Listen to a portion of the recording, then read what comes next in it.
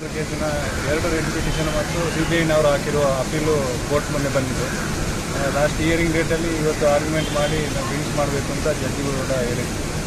ಆದರೆ ಇವತ್ತು CBIನವರಿಗೆ ಕೋರ್ಟು ಈ ಅಪೀಲ್ ಮೇಲೆ ನೀವು ಆರ್ಗ್ಯುಮೆಂಟ್ ಮಾಡಿ ಅದು ಡಿಸೈಡ್ ಆದಮೇಲೆ ರಿಟ್ ಪಿಟಿಷನ್ ಡಿಸೈಡ್ ಮಾಡುವ ಅಂತ ಹೇಳಿದ ಪ್ರಕಾರ ಈ ಅಪೀಲು ಆರ್ಗ್ಯುಮೆಂಟ್ ಮಾಡೋದಕ್ಕೆ CBIನವರು ರೆಡಿ ಇಲ್ಲ. ಅದಕ್ಕೋಸ್ಕರ ಅಪೀಲುಗೆ ನಾವು ರೆಡಿ ಇಲ್ಲ, ನಮಗೆ ಟೈಮ್ ಬೇಕು ಅನ್ನೋದಕ್ಕೋಸ್ಕರ ಜುಲೈ 2 ತನಕ ಅವ್ರಿಗೆ ಟೈಮ್ ಕೊಟ್ಟಿದ್ದಾರೆ. ಫೈನಲಿ ಆಗಿ ಜುಲೈ 2ರಂದು ಅವರು ಅಪೀಲ್ ಮೇಲೆ ಆರ್ಗ್ಯುಮೆಂಟ್ ಸ್ಟಾರ್ಟ್ ಮಾಡಬೇಕು. ಇನ್ ದ ಮೀನ್ ಟೈಮ್ ಅದು ಪೇಪರ್ ಬುಕ್ ಏನೋ ಇದೆ, ರಿಜಿಸ್ಟ್ರಿಗೆ ಡೈರೆಕ್ಷನ್ ಕೊಟ್ಟಿದ್ದಾರೆ.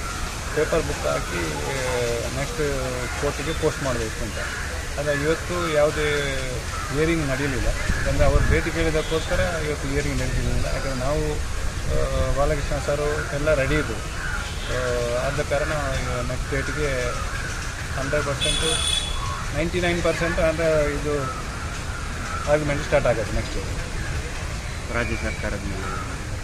ಇನ್ ದ ಮೀನ್ ಟೈಮ್ ಅದರಲ್ಲಿ ರಾಜ್ಯ ಸರ್ಕಾರದವರು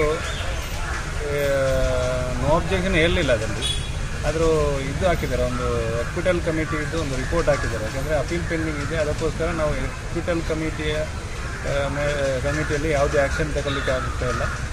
ಅಪೀಲ್ ಮುಗಿದ ಮೇಲೆ ಎಕ್ವಿಟಲ್ ಕಮಿಟಿದು ಪ್ರೊಸೀಡಿಂಗ್ ಸ್ಟಾರ್ಟ್ ಆಗುತ್ತೆ ಅಂತೇಳಿ ಒಂದು ರಿಪೋರ್ಟ್ ಹಾಕಿದ್ದಾರೆ.